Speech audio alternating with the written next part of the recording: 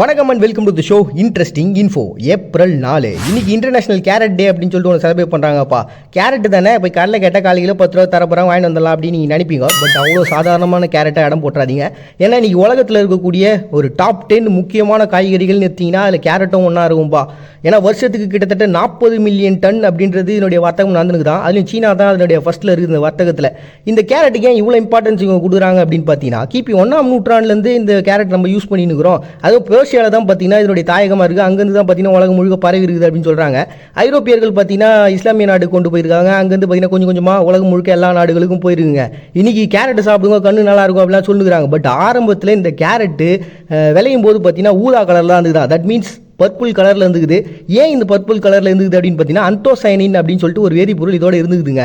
அதனால தான் பார்த்தீங்கன்னா இந்த கலர் வச்சும் கலர் மட்டும் சாதாரண நினச்சிடாதீங்க.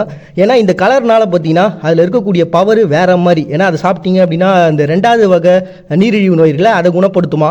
அதேமாதிரி புற்றுநோய்க்கு வந்து எதிர்ப்பாக இருந்திருக்கு. நம்ம மூளையினுடைய ஞாபக சக்தியை வந்து டோட்டலாக அந்த மூளையோடைய பவருக்கே பார்த்தீங்கன்னா இந்த கேரட் ஒரு பயங்கரமான ஒரு விஷயமா இருந்துக்குதுங்க. ஆனால் அதுக்கப்புறம் ஏன் இதை மாற்றினாங்கன்னு தெரியல. ஏன்னா அதுக்கப்புறம் பார்த்தீங்கன்னா 11ஆம் நூற்றாண்டுக்கு அப்புறம் இதை வந்து எல்லோ கலரில் ரெட் கலர்லாம் வந்து விளைவிச்சுருந்துக்கிறாங்க. அது தொடர்ந்து பார்த்தீங்கன்னா 17ஆம் நூற்றாண்டு தான் இப்போ நம்ம சாப்பிடக்கூடிய அந்த ஆரஞ்சு கலர் கேரட்ன்றது வந்துருக்குங்க. பட் முதல்ல பார்த்தீங்கன்னா இந்த கேரட்னுடைய பேசிக்கான கலருன்றது பர்பிள் தான், ஊதா கலர் தான். ஸோ இப்படி உலகம் முழுக்க ஒரு இன்றியமையாத ஒரு காய்கறியாக இருக்கக்கூடிய கேரட்டுக்கு ஒரு டே வந்து கொண்டாடணும்னு சொல்லிட்டு 2003 பார்த்தீங்கன்னா யாரோ ஒரு மனுஷன் எங்கேயோ வந்து ஒரு டேட்டை வந்து போட்டு போயிட்டாரு. அதனால் இதனுடைய தோற்றம் அப்படின்னு தெளிவாக தெரிலனாலும் இன்னைக்கு உலகம் முழுக்க இருக்கக்கூடிய முக்கியமான ஒரு காய்கறிகளில் இந்த கேரட்டும் ஒன்றாகுதுல, அதை செலிப்ரேட் பண்ணுறதுக்காக உருவாக்கப்பட்டதுன்னா தான் பார்த்தீங்கன்னா இன்டர்நேஷனல் கேரட் டே அப்படின்னு சொல்லிட்டு செலிப்ரேட் பண்ணுறாங்க ஏப்ரல் 4. நெக்ஸ்ட் நேட்டோ டே அப்படின்னு சொல்லிட்டு ஒரு டேங்க. இந்த நேட்டோ அப்படின்ற வேர்டு வந்து நம்ம உக்ரைனுடைய வார் நடந்தப்போ தான் பயங்கரமாக கேள்விப்பட்டிருந்திருப்போம். சரி, இதனுடைய வரலாறு என்ன அப்படின்றத பார்த்துலாம். நார்த் அட்லாண்டிக் டெரிட்டரி ஆர்கனைசேஷன் அப்படின்னு சொல்லிட்டு ஒரு நேம் இதை தான் நம்ம நேட்டோ அப்படின்னு சொல்லிட்டு ஷார்ட்டாக சொல்லுங்கிறோம்.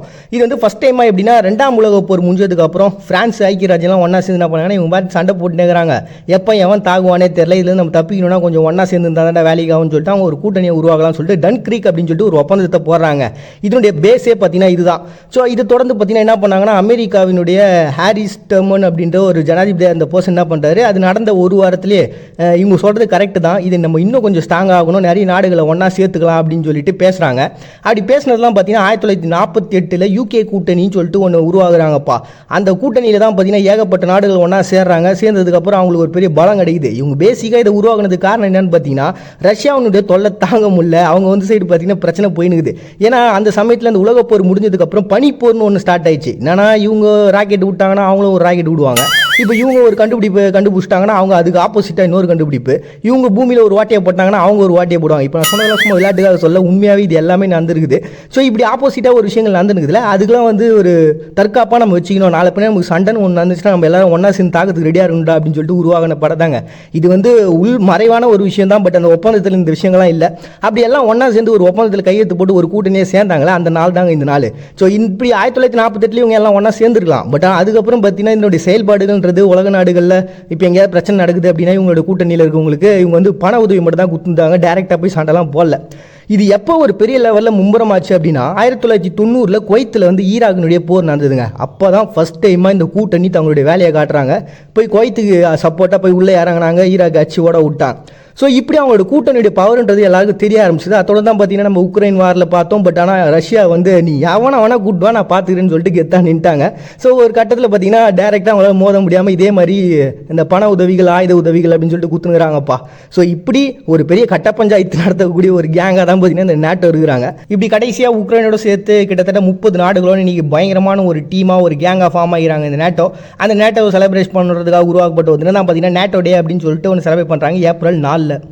Next international day for mine awareness and assist in mine action அப்படின்னு சொல்லிட்டு ஒரு டேங்க. ஷார்ட்டாக சொல்லணும்னா கன்னி வெடிகள்லேருந்து இந்த உலகத்தை காப்பாற்றுறதுக்கான ஒரு நாள்.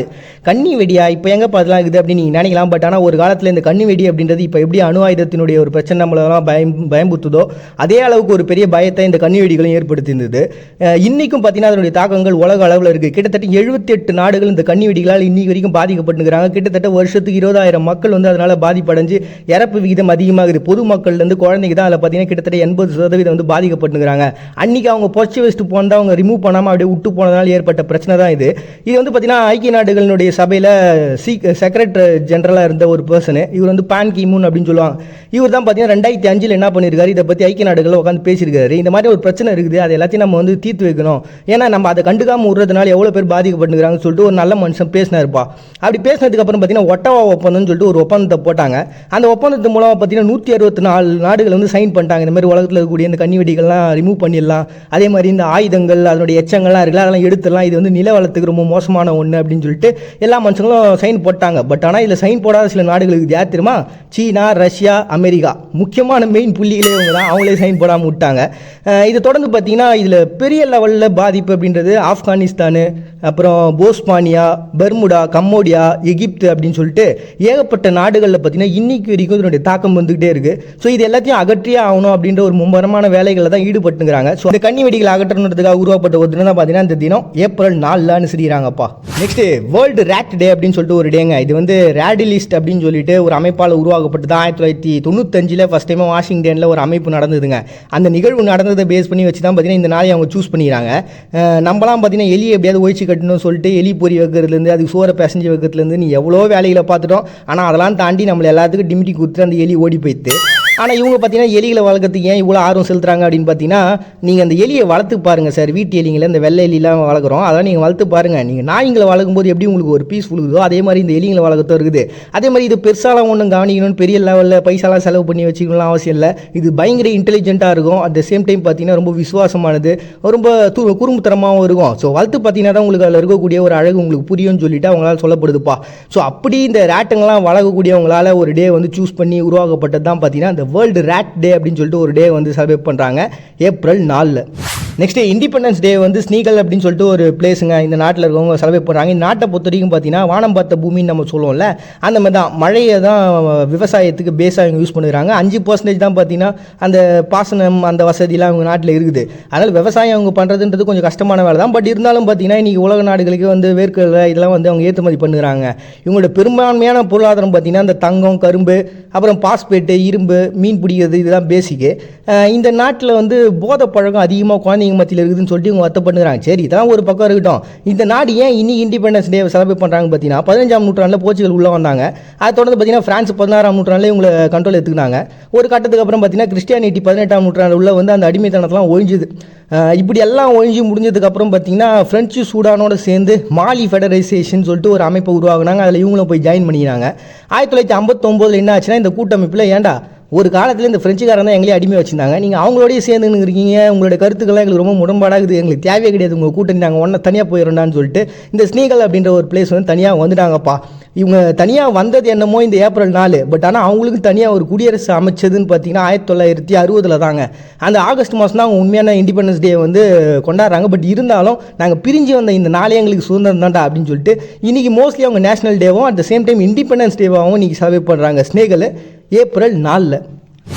நெக்ஸ்ட் அங்கோலாவில் பீஸ் டே அப்படின்னு சொல்லிட்டு ஒரு டேங்க. இவங்க வந்து போர்ச்சுகல்கிட்ட 30 வருஷம் போராட்டத்துக்கு அப்புறம் 1975 பிரிஞ்சு வந்துட்டாங்க. இவ்வளோ பெரிய பிரச்சனை நடந்தது, அதோட விட வேண்டியது தானே. ஆனால் இவங்களுக்குள்ள என்ன ஆச்சுன்னா MPLA, UNITA அப்படின்னு சொல்லிட்டு 2 கேங்காக பிரிஞ்சுட்டாங்க. இதுக்கப்புறம் நாட்டை யாரை ஆள போகிறதுன்னு சொல்லி இவங்களுக்குள்ளே பிரச்சனைங்க. அதுவும் 1 வருஷம் 2 வருஷம் கிடையாது, 27 வருஷம் நிறுத்தி கொஞ்சம் நாள் கேப் விட்டு சாண்டையே போட்டுனே இருந்தாங்க. இதில் கிட்டத்தட்ட 5 லட்சம் மக்கள் செத்து போனாங்க. 1 மில்லியன் மக்கள் கிட்டத்தட்ட இடம் பெயர்ந்து போகிற அளவுக்கு பிரச்சனைன்றது முத்தி போச்சுங்க. அதை தொடர்ந்து பார்த்தீங்கன்னா UNITA தலைவராக பாலோ லுங்காம்பா அப்படின்னு சொல்லிட்டு ஒரு பர்சனு, இந்த நல்ல மனுஷன் உள்ளே வந்ததுக்கப்புறம் போதுண்டா எவ்வளோ நாள் தானே நம்ம சண்டை போட்டுனே இருக்குது, நம்ம எப்போ தான் ஏன் வாழ்றது அப்படின்னு சொல்லிட்டு அந்த மனுஷன் யோசிச்சாரா என்ன இதுன்னு தெரில. ஸோ அங்கே இருக்கக்கூடிய ராணுவங்கள்லாம் கூப்பிட்டு பாரு அமைதி ஒப்பந்தம் போட்டுக்கலாம், இதுக்கப்புறம் நம்ம சண்டையே போட தேவை, நம்ம எல்லாம் நாட்டை பிரித்து ஆண்டுக்கலாம் அப்படின்னு சொல்லிட்டு அவர் ஒரு ஒப்பந்தத்தை போட்டாருங்க. அந்த ஒப்பந்தம் போட்டதுக்கு அப்புறம் தான் பார்த்தீங்கன்னா நாடு கொஞ்சம் அமைதியாச்சு. அந்த குண்டு சத்தங்கள்லாம் இல்லாமல் மக்கள் தூங்கினாங்க. அப்படி தூங்கின அந்த நாளை தான் பார்த்தீங்கன்னா அவங்க பீஸ் டே அப்படின்னு சொல்லிட்டு அந்த ஒப்பந்தம் போடப்பட்ட நாளை வந்து செலிப்ரேட் பண்ணுறாங்க Angola April 4. Next children's day அப்படின்னு சொல்லிட்டு தாய்வானுங்க. இது 1931 அவங்க நாட்டில் வந்து குழந்தைங்களுக்கான உரிமைக்காக நிறைய சட்டங்கள்லாம் ஏற்றப்பட்டது. அட் த சேம் டைம் அதை பற்றியான விவாதங்கள்லாம் போச்சு. இப்படிப்பட்ட அந்த நாளை தான் சூஸ் பண்ணி இவங்க வந்து இன்றைக்கி சில்ட்ரன்ஸ் டேவாக செலிப்ரேட் பண்ணுறாங்க. அட் த சேம் டைம் இன்றைக்கி வந்து மகளிர் தினமாகவும் அவங்க செலிப்ரேட் பண்ணுறாங்க. ஆனால் மோஸ்ட்லி வந்து பார்த்திங்கன்னா குழந்தைகள் தினத்தை தான் அவங்க பயங்கரமான ஒரு செலிப்ரேஷனோடு இருக்குது.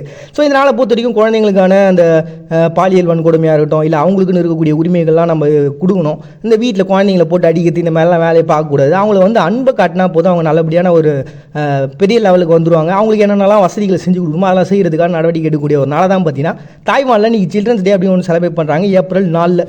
செஞ்ச தவறுக்கும் செய்ய போகிற தவறுக்கும் ஆதரவு தேடுறது பேர் தான் ஆறுதல். மறுபடியும் எல்லாருமே நாளைக்கு சந்திக்கிறாரு. உங்ககிட்ட விடைபெறுது நான் உங்கள் பாண்டியா. நீங்கள் பார்த்துட்டு இந்த நிகழ்ச்சி இன்ட்ரெஸ்டிங் இன்ஃபோ.